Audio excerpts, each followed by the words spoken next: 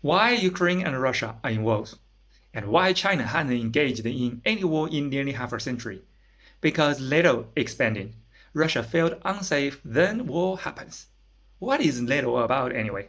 Well, a military alliance means if one nation is being attacked, others have to get involved.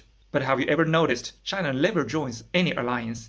I'll give you three big reasons. First, we've been burned too many times. In the 50s, we were close with the Soviet Union, but less than 20 years later, they had tanks at our border.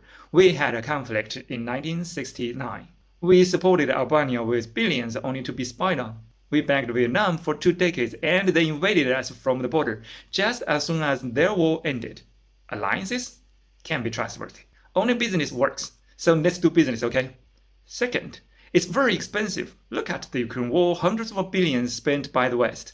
If we joined alliances, we'd have to do the same, draining resources from our ships, jets, and more.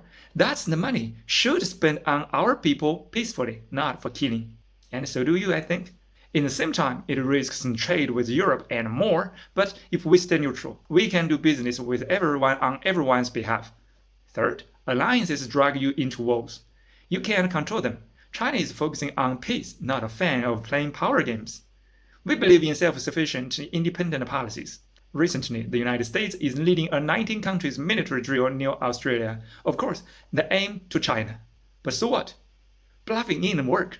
China bullies none, but no one can bully China either.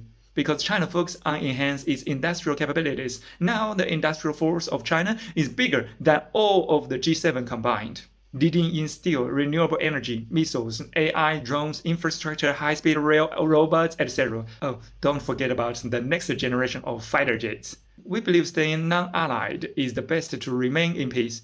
Solve international problems through negotiation is the best choice.